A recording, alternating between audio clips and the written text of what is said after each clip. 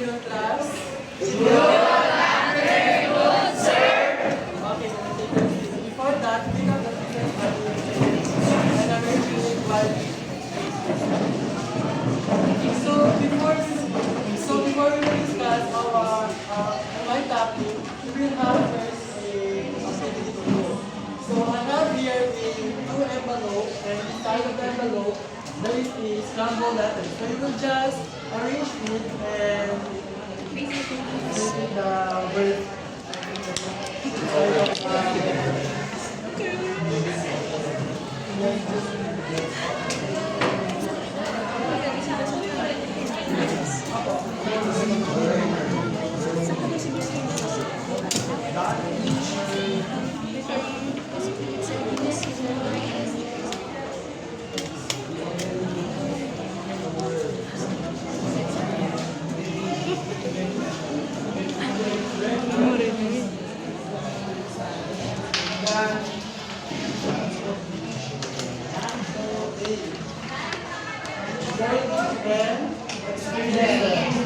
So that those words is related to my topic. But before that, can anyone tell me what is our previous lesson? It's about the fish. I guess same. Our last our previous discussion So this is the continuation of the recorder or recording of Mr. Teacher Ezekiel. So number 2, learning is the discovery of the personal meaning and relevance of ideas. So learning is most effective when it personalized and relevant through learners' needs and goals. And students should be empowered to explore their ideas and to identify their own needs and goals. So and choose content that resonates with them. This approach encourages active learning and self-direct discovery, ultimately leading to a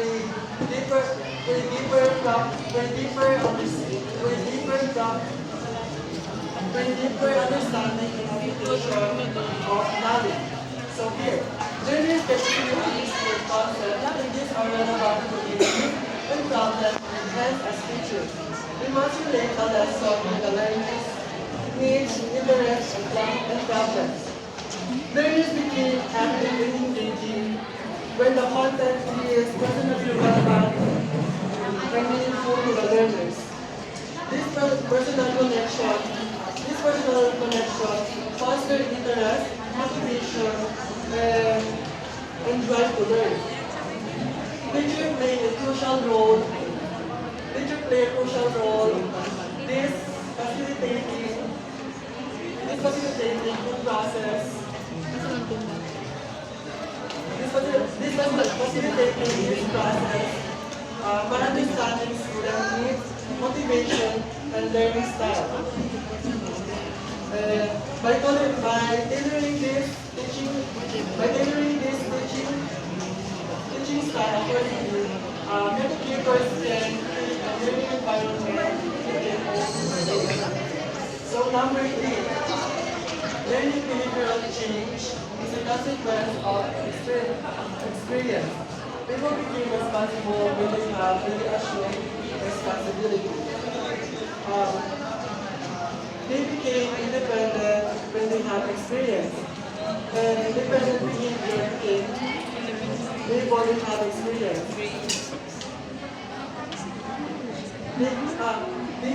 They begin to feel comfortable with somebody. They begin to feel comfortable with somebody. Then they report that to somebody. Then they feel loved when someone likes them. People do not change.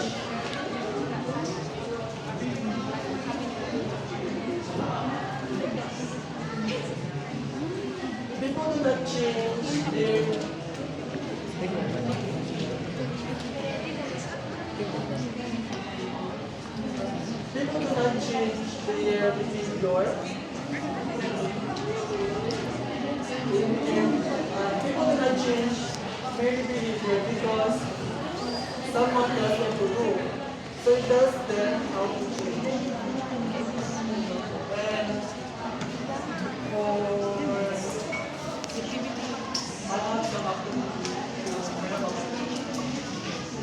so I have here 4 questions from magugulang bilang apat na students.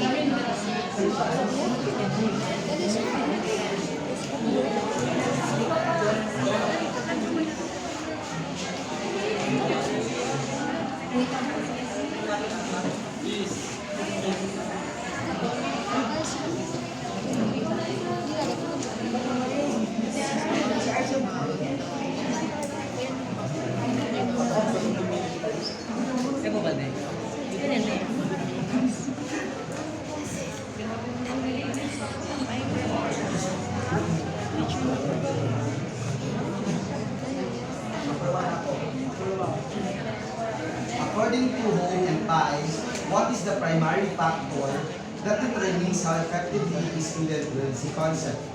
A. The student's intelligence level. B. The teacher's ability to explain the concept clearly. C. The student's discovery of the personal meaning and relevance of the concept. Or D.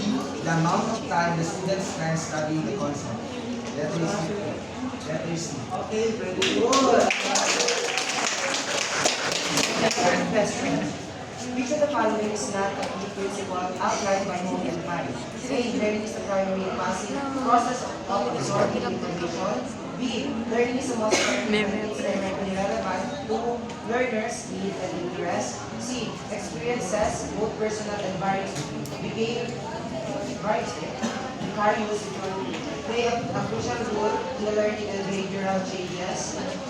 D. Learning involves actively exploring and engaging with ideas. The answer is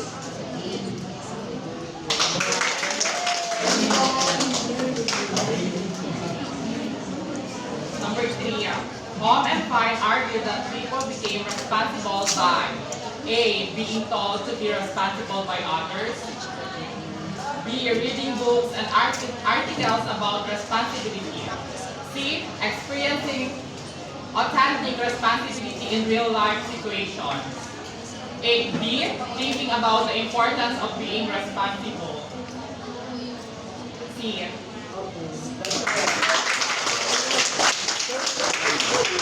Therefore, which of the following statement best reflect the central message of the Fine principles of learning? A. Learning is a straightforward process that can be mastered without effort. B. Learning is a complex process that is influenced by individual experience and situations. C. Learning is most effective when it is driven by external rewards and punishment. D. Learning is primarily a solitary activity that should be undertaken in isolation.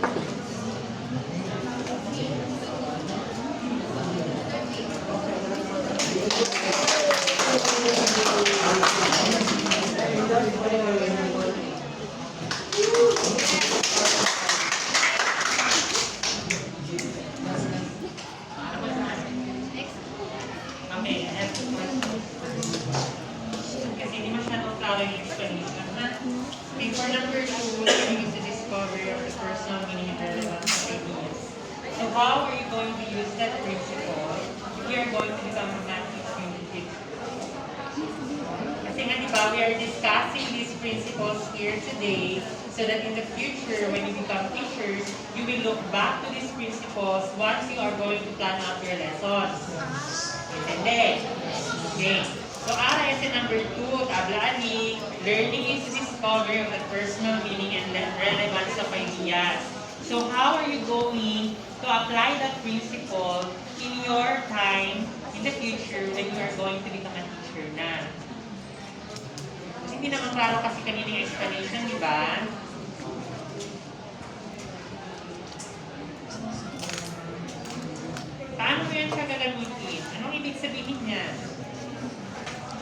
especially math, no? Especially math since number one, it's a very difficult subject to teach. Number two, students most students are less interested in learning mathematics simply because they don't see the relevance of mathematics in their daily life. Naintindihan? Yes, ma'am. Kung bata kayo, lagi niyong ang pinakainisan yung subject is math. Bakit? Kasi hindi niyo nakikita ano silbi nito sa buhay ko. Hindi ko naman nagagamit. Tama? Favorite subject niya is science. Kasi mag-observe sa labas, ganyan-ganyan. Diba? Mag-experiment, ganyan-ganyan. Kumanda pa dito makape, ganyan-ganyan. So nakikita niyo yung relevance ng science sa buhay niyo. Compared sa math, parang isip niyo ng bata kayo, ay, sa baste. Why do I have to learn this? Hindi ko naman nagagamit.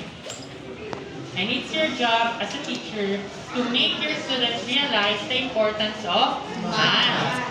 Now, how are you going to do that? By teaching them step by step. Huh? Step by step. By teaching them how Kung sa seryon, principle number 2 tabla.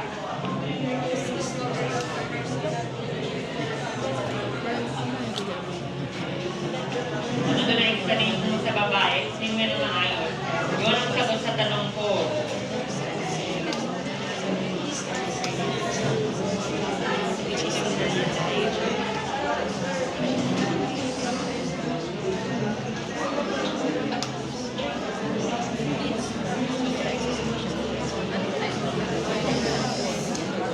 Paano reporters?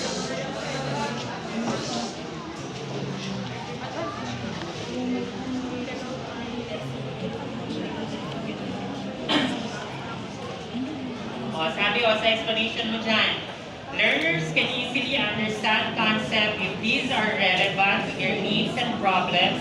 Hence, as teachers, we must relate the lesson to the learner's needs, interests, and problems. Now, how are you going to do that with math?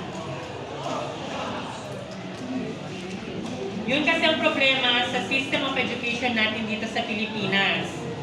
We always give information sa mga estudyante, nagkakaroon ng information, anong tawag dito, na too much information that the students cannot digest anymore.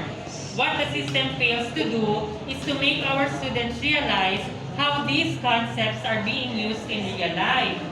Igualada, no?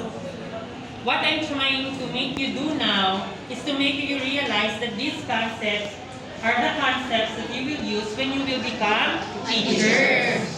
That's why there is a need for you to learn these concepts. That is why I am asking this question so that you will realize the importance of this principle and how are you going to use this principle once you become a teacher.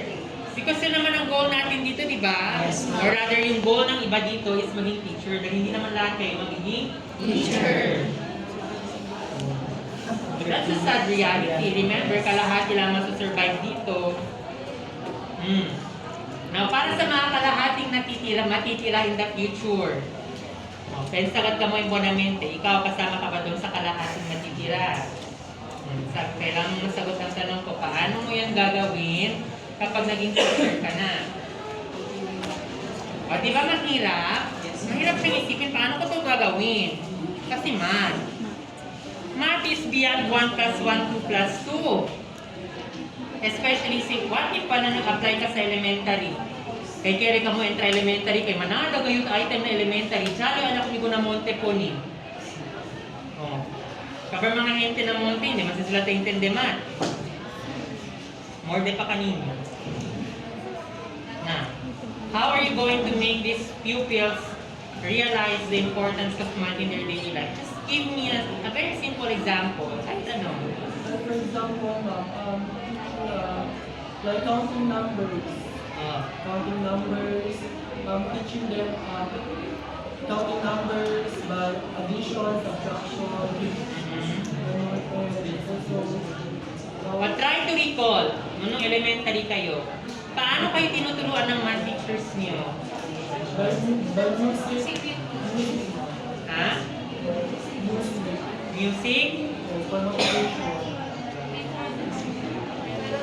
Remember ha? kailangan natin i-relate sa principle number 2. Recall, paano kayo turuan ng mga math teachers niyo? Using flashcard po. Anyone? Yes. So one of the way po no is by applying mathematics in a real life situation, explaining naman dun sa mga bata na learning this basic concept of math does not only give you the capability to solve na kay Alan at Shenda dapat namuste.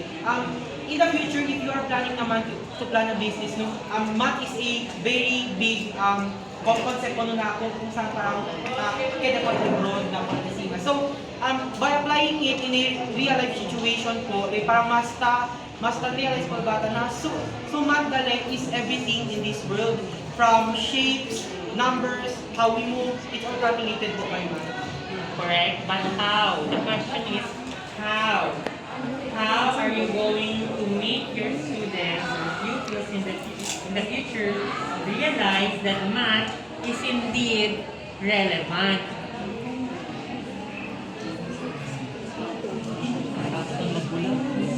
Vamos. Joke lang. Paano? Anyone? For me, ma'am, as a future educator, example, I have topic about operations like addition. I will include it in a real life situation. Like for example, 4 plus 4. Like for example, if igawa mo lang siya sa real life situation, like example, your mother gives you 4 apples and your father gives you 4 apples, and how many apples do you have? Like that, ma'am. Yes. Good. Ba talaga basta bilhin ka? Ganun yun. You give them real life situations wherein they will realize na nagagamit talaga siya sa totoong buhay. Okay. Okay, yan. Number 3, hawak number 3. Learning. Kasi parang narinig ko kanina, ang explanation mo, nagbabago ang tao kapag, ano sabi niya kanina, yung behavior ng tao kapag, They became independent when they have experience, independent behavior. They become evil when they have experience success. o paano yun? Paano ng number 3? Just give us a concrete example. Like, mayroon sa kanila na Sabi dyan, no? Learning is a behavioral change. Ano yun? It is a consequence of experience. Just give us a very simple example. Anyone?